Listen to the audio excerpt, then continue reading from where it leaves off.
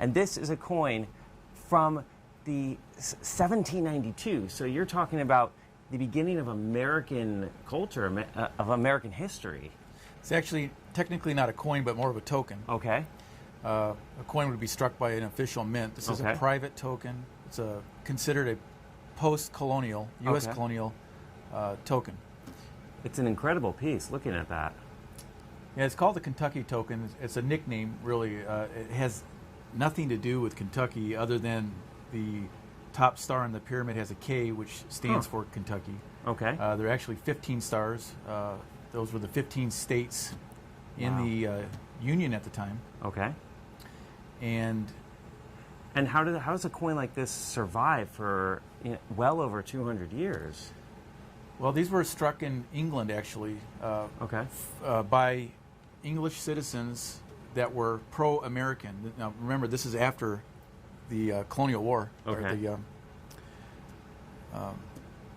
American Revolution. Okay. And a lot of English citizens were very happy about that, so they struck coins. This is a pro-American coin for America, and it was, most of these would have circulated not in Kentucky, but along the eastern seaboard.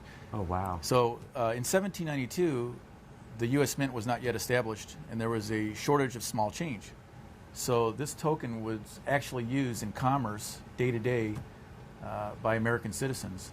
And we know they circulated in the United States because they've been found with metal detectors. That is incredible. So, and then back then, this token, I mean, you can actually buy a meal, you can buy, I guess, an animal. This is used for the day-to-day commerce, and this is one that's actually been NGC graded.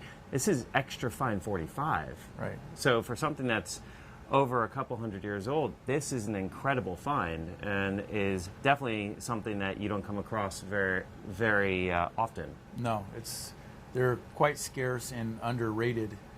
If you go to a coin show, you'll see thousands of certain types of coins, but you'll see maybe 2 or 3 Kentucky tokens. Wow. So this is definitely undervalued. It's definitely a hard to find piece, and in terms of existence, I mean, you can't think more than a few hundred, maybe a few thousand exist in totality, I would imagine. I think you're accurate with that estimate. It's a supply and demand issue.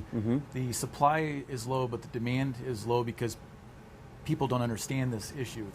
It can be complicated. So this is something that, if you have the ability to afford it, you would definitely want to consider purchasing this. I mean, looking at that reverse, those are the stars you were talking about? 15 stars, 1 for each state. Kentucky's at the top.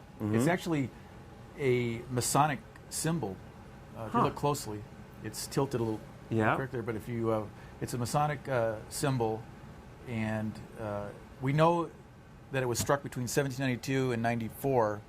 There's no date on it, but we know it was struck around that time because Kentucky was admitted, or became a state in 1792. Oh, wow.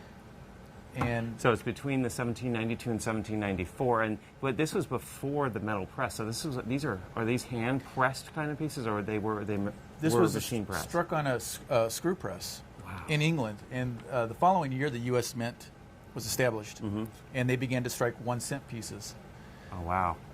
They were far more inferior than this piece. This is beautifully engraved and struck because the British were far more advanced in the art and science of minting coins. It's definitely like a work of art there, and this is NGC graded. I mean, the price right now for this piece is just $1,499. So, I mean, thinking about the history and thinking about the rarity of, just a few thousand out there and something that is this old, I mean, you could definitely expect something to go, you could definitely think, I would be imagining an extra zero on the end of that, but for under $1,500, this seems to be definitely an undervalued coin, and in my opinion, almost a steal. Well, in this grade range, it's a special piece in the sense that it allows collectors to actually afford one of these. I've sold higher grade examples for many thousands more with red coloration, very high grade. And you mentioned red there. There are three designations for all coppers and tokens: red, brown, and brown. Right. So, and this would be the brown example. That's because it circulated. Okay. But imagine then if the coins could talk. So I mean that's a really it bought a dinner in the 1790s for someone. It bought piece of bread, maybe. That's amazing. $14.99. What an incredible piece. And we are going to move on, but please definitely look at that piece. It is an incredible opportunity right there.